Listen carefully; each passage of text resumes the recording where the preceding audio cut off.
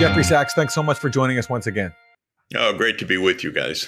It's hard to know which global disaster to start with, but why don't we be a little optimistic and start with what I think you'll see as positive news, which is the ICC, the International Criminal Court, issuing the actual arrest warrants that were sought a long time ago now, actually issuing them for Benjamin Netanyahu, the Israeli Prime Minister, and the former Defense Minister, Yoav Gallant. Your reaction to this?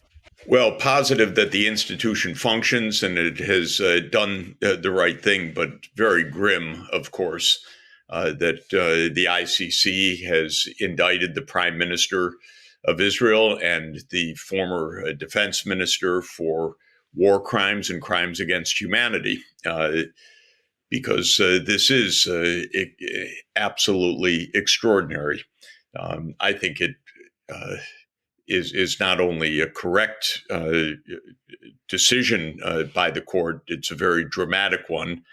I hope that it can open some eyes in the United States.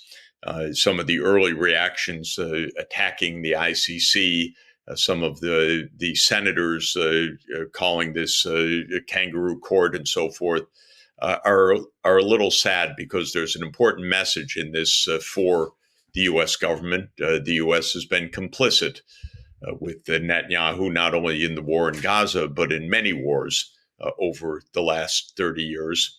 And I'm hoping that some people will recognize inside Washington that this is a message about Washington as well, and that we have to stop this complicity. And what did you make of, in Washington, 18 Democratic senators joining with Bernie Sanders to vote for a measure calling for a halt to arms transfers to Israel? Of course, the measure was defeated because there was overwhelming bipartisan opposition to it. But this was a record number of senators, going on record voting to halt weapons transfers to Israel, all 18 of them. Well, yes, it's a record number, but it's shocking that the U.S. government is so enthralled to these murderous extremists in Israel that you get 18 instead of 100 votes of the U.S. Senate. It's, of course, especially tragic that the administration, the executive branch, is utterly complicit and can't lift a finger to stop anything. And again, for me, while 18 senators vote for this, the U.S. Continued to veto any path to peace in the UN Security Council, this time on a motion so clear, so overwhelming that even Britain parted with the United States, which is maybe once in a half century event that Britain would dare not do exactly what the United States does. But Britain voted for a ceasefire and the United States vetoed it. I just have had enough of this administration. That's been true for a long time, but I can't wait for it to leave. It's disgusting, and it is absolutely repulsive, not only in the Middle East, but in Ukraine and on so many fronts, that while there are big question marks about what's going to come, this one absolutely deserves to leave. I was wondering if you could expand upon your comments that I heard during a recent interview with you. You said that Joe Biden is one of the worst presidents. Can you outline some of the many ways in which this is true? Well, I'm referring especially to foreign policy. I've just never seen anything like this. The president himself and his extraordinarily weak team understand nothing about diplomacy. They have gotten us closer and closer to complete global disaster, World War III, nuclear Armageddon, whatever you want to call it. They led through their complete diplomatic failure Ukraine into a devastating war in which Ukraine has lost hundreds of thousands of people and territory for absolutely no reason, because this war never should have occurred. It could have been obviated entirely by Biden recognizing that his continued push of NATO enlargement to Ukraine was the casus belli, the reason for this war. And if he had acknowledged that and told President Putin in 2021, yeah, after all, it's a bad idea. NATO's not going to enlarge. This whole disaster could have been avoided. Of course, when it comes to the Middle East, they've been pathetic. A continued complete blank check for Netanyahu, complete inability to say anything as a genocide is underway. So I think nothing more needs to be said about that. The ICC warrant speaks for itself because the U.S. is completely complicit in all of the crimes that are outlined in this indictment. Then, when it comes to China, I'm again amazed at the incompetence and the foolishness of it all, because this is another area I know well from firsthand experience over more than 40 years. And there is absolutely no reason we should be edging towards even this current imbecilic discussion in Washington, heading towards war by 2027 with China, a war that would be devastating for everybody and probably a devastating loss for the United States, if not for the whole world. But in any event, it shows, again, a complete failure of foreign policy. Biden, right now, we don't know whether he functions anymore. At least I don't. But Blinken and Sullivan, his two top lieutenants, do function, and they function badly and have done so the whole administration. So on every major issue, I've just seen them as a failure. For me, what's amazing is he actually overtook George W. Bush Jr., in my view, as the worst of all of this. Which is very hard for me to say, by the way, but he actually did. Biden has just gotten everything wrong, and now again, we don't really know whether he's even competent to be president because I don't hear a word from him. I don't know whether I'm just missing the short snippets, but this is not in any way a normal administration at this point. Finally, let me just add an obvious point.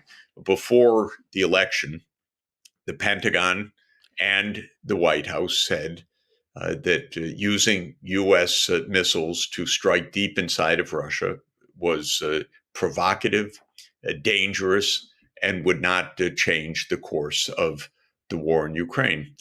And it was a relief. And then just a couple of weeks later, they've changed the policy. Again, not a murmur from the president, but something extraordinarily dangerous and unaccountable in terms of what kind of motivation this was or who actually made this decision. So I just add that to the tally of what has gone wrong. When it comes to the motivation for this reversal from the Biden administration on the use of long-range U.S. weapons by Ukraine into Russia, we just got this from the New York Times. I'm not sure if you've seen this yet, but this is one explanation that they give. I'll quote it to you. The escalation risk of allowing Ukraine to strike Russia with U.S.-supplied weaponry has diminished with the election of Trump, Biden administration officials believe, calculating that President Putin of Russia knows he has to wait only 2 months for the new administration. So what I take from this is that if this account from the Times does reflect the Biden administration's thinking, that they're saying that their decision to now reverse course and let Ukraine use these weapons was influenced by the fact that Trump is in office. And they're banking that, well, because Russia knows that Trump is coming in and that things are going to change, that therefore they have 2 months to escalate and, see what happens. It's possible that that's how they think, and it shows what imbeciles they are. Even if that's absolutely true, it's just imbecilic. I had not seen that. But how do you bank on things when it comes to nuclear to nuclear risks, to trying to understand escalation? Are they children? Are they playing some game? Is Jake Sullivan saying, "Well, yeah, it's probably now it's safe to do"? It's for what reason? so that Biden can say, I did this so you can blow up a few places in Russia because you think it doesn't really make a difference, or maybe it does, or who knows what. It's an interesting account because if it's true and that's the explanation, it's absolutely absurd. It Again, I've always thought of these people that if I had them in class, I'd be failing them because they're like the worst students. You just say, "Are you kidding?" Sorry, but that's a D if I'm being generous, and that one, Aaron, is a D. Well, listen, if you think that's a D, then let me read you this. This is also from the same article in the Times. I had to read this twice to believe it. I have to admire you. You still read the Times. I can't even read that newspaper, by the way. But anyway, well, it reflects what these people think. I know, I admit it's useful for me to understand what my neighbors think, but it is such a pile of trash that I can't read it for substance anymore. But anyway, please. Well, let's hope that this is trash. What I'm about to read you, okay? Because listen to this. Several officials, and they're talking about U.S. and European officials, several officials have even suggested that President Biden could return nuclear weapons to Ukraine that were taken from it after the fall of the Soviet Union. That would be an instant and enormous deterrent to Russia. But such a step would be complicated and have serious implications. So according to this account from the Times, there are officials in the U.S. and Europe that are seriously contemplating putting nuclear weapons in Ukraine to restore quote unquote deterrence. I'm speechless. I'm absolutely speechless. Is this a joke? And you use the font of the New York Times to imitate the story, or is someone supposed to look at that and say, "Oh, that's good. Isn't that nice? Why don't we play that game too?" Again, all I can say is we need to survive a few more weeks. Because this is the most shocking, stupid administration. But by the way, it is true. There are a lot of dangerous people in Washington, and that's always true. And I've always said that the most important job of a president is to put the foot on the brakes of the war machine. It's always revving. There's always someone who wants to do something incredibly stupid. There's always the chance for escalation. And the responsibility of the president is to say no. Now, we don't know whether the president honestly, we don't know whether he has the mental apparatus right now to do this job. And if not, we don't know who's running the White House. And it's a real question, by the way, because we know that everything is lies. We have all sorts of evidence of mental incompetence right now. And so it's absolutely dramatic. But, when everything is lies anyway, when the whole administration is performative narrative, when nothing is said that's truthful, when the New York Times reports garbage anyway, day in, day out, you just can't figure it out. But we used to have important decisions discussed and deliberated, at least to an extent. Now we don't even have that at all. And so that's quite a statement. Boy, let's see what happens if we give them the nukes. Zelensky's a real responsible guy. That sounds like an absolutely terrific thing to do. Maybe give it to the Azov brigade. It sounds good to me. I should clarify because irony doesn't work very well right now. This is about the worst possible idea one can imagine, but I would not discount that somebody in Washington has it. You're someone who's worked with these people. You've encountered very powerful people. You've been behind closed doors with them. What motivates them? And what is the most surprising thing you've ever seen or witnessed, or the most disturbing thing? Well, first of all, there's a tremendous amount of groupthink. It's stunning. You can't walk out of that groupthink. You can't raise a doubt or a question without being excluded. So this is one point.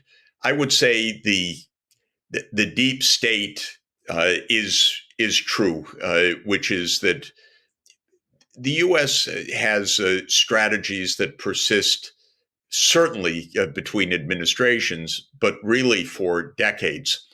And I think that's essentially what we are witnessing right now. It has been the policy of the U.S. deep state, or the permanent security state, since around July 1945, to defeat the Soviet Union and then to defeat Russia. It wasn't more than a couple months at the end of World War II that all the U.S. guns and attention turned to the next war with our World War II ally, the Soviet Union. And I think it's shocking, the more that I have learned over my lifetime and the more that I've seen, the idea that everything was the fault of the Soviet Union, and that it was Stalin doing this and Stalin doing that that set the whole Cold War in motion is absolutely false.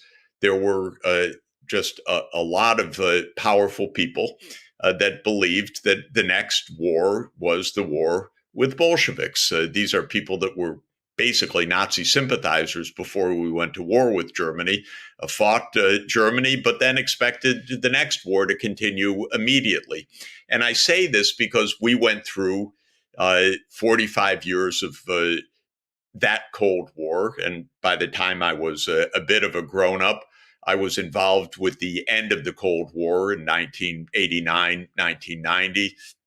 I became an advisor to Mikhail Gorbachev's economic team. In the last year, I became a key advisor to President Yeltsin's economic team in 1991 at the end of the year, and in 1992, and so forth. I started to see this in action.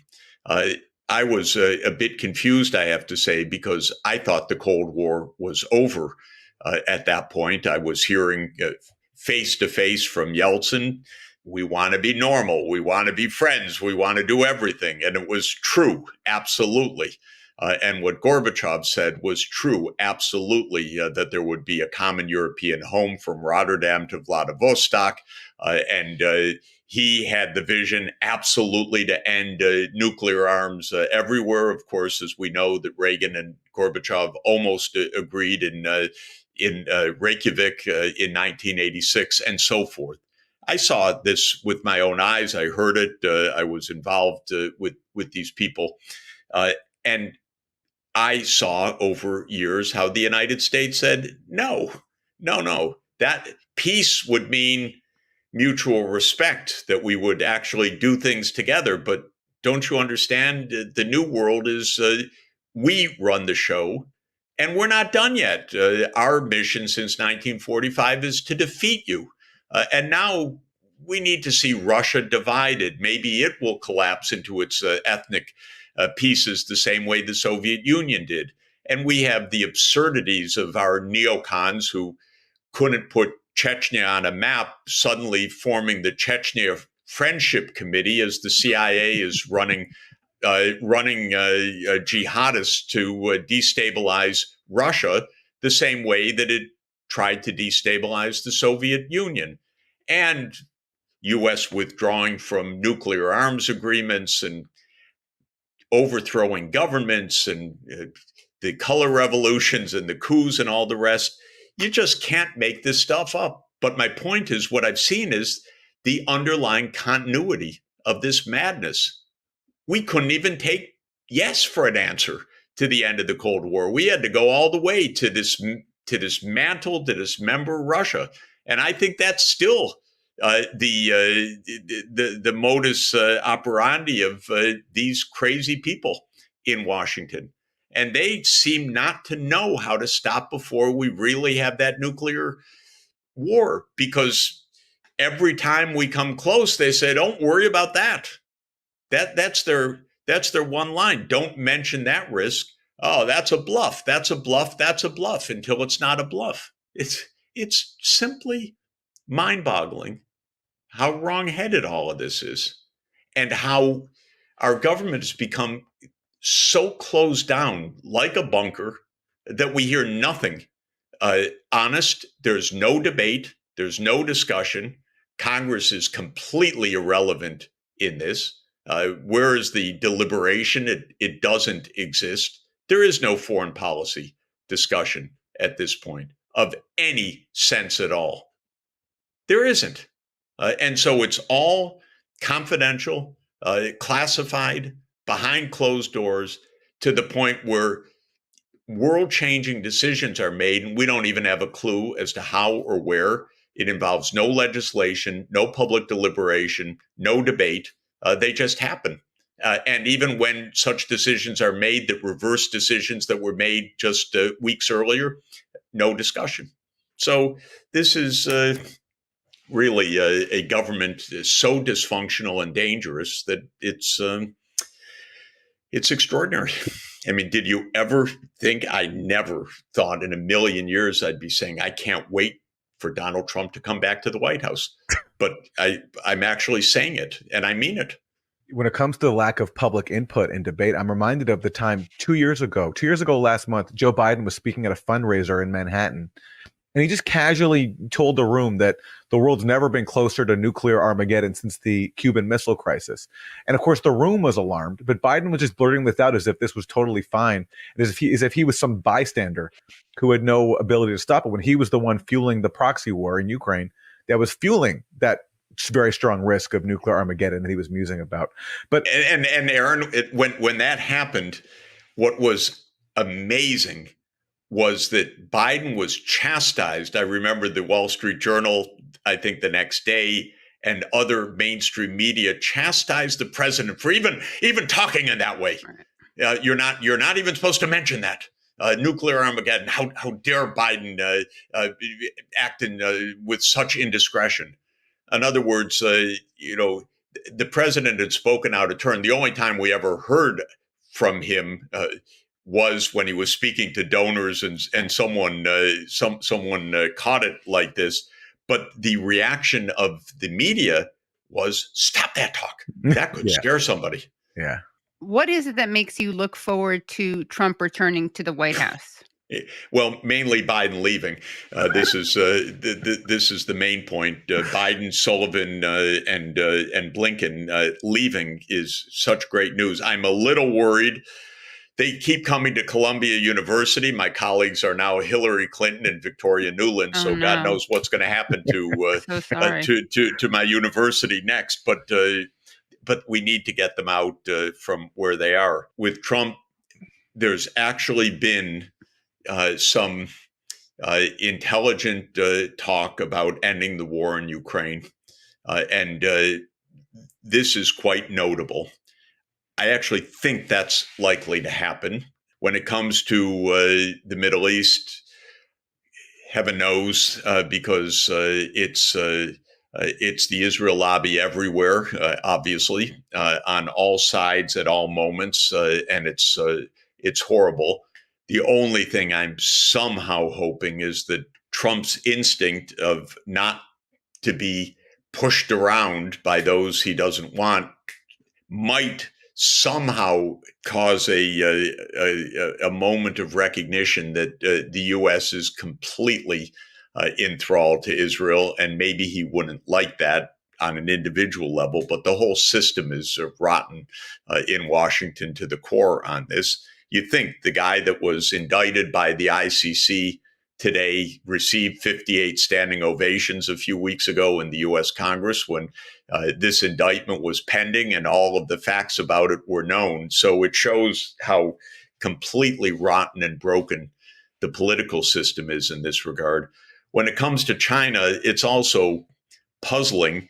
Of course, anti-China rhetoric is as pervasive as it is mindless and ignorant. It's another area where I'm just stunned by the complete, can I say bullshit on your show? Yes.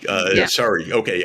The complete bullshit every day about China. But Trump has said a couple of times that there's for him a difference of his tariffs and his trade war with the military side. That would be a breakthrough, because if you look at what is actually said these days in Washington, and again, according to people who chronologically are grown-ups, although they don't act like it, it is that we're preparing for war by 2027. And the Navy put out its brochure, Ready for War with China by 2027. That was the latest plan. And then there was another story. I admit I read the New York Times, that story, because it caught my attention on the website. It said the Pentagon preparing for war. And so I read the story. It was, I think, a week or two ago. And it was, yes, we're preparing for war with China. And I read the whole thing top to bottom, and it just treated straightforwardly, we're preparing for war with China. So I happen to know the reporter, and I wrote to her, said, thank you for writing this, because you won't have time to write it afterwards. Well, I'll be dead in 10 minutes. So it was good that you have the World War III story up front, and left it at that, and then got a response back. Actually, and the response said, well, I hadn't noticed, but I'd written 3 times that the Pentagon doesn't want this war, but my editors had taken that out of my text, and I just hadn't noticed it. Okay, something's wrong. Something seriously wrong. Yeah. Wow, that is really scary. Yeah. Wow. And this we just happen to know because you know about this, but imagine how frequently this happens and we have no idea of the New York Times intervening and how the news is delivered. By the way, when Nord Stream was blown up, and I said, rather obviously, didn't take an insider or a genius to know it. I said, the United States did this. A top New York Times reporter that I happened to encounter soon afterwards said, Jeff, of course, who else? And I said, yeah, but your paper said it was probably the Russians this morning. And he looked at me and he laughed and he said, yeah, the editors. It's sad. It's not only sad, it's extraordinarily worrisome, but that is the reality. Let me ask you a domestic question. As an economist, what are you expecting from the Trump administration? Their first time in office, their signature achievement was a tax cut that many economists say favored the ultra wealthy, although Trump supporters would argue differently. And now there's talk from people close to Trump about cutting Medicaid, cutting food stamps. He's appointed Dr. Mehmet Oz to a senior position. Dr. Oz has openly advocated privatizing Medicaid. What are you expecting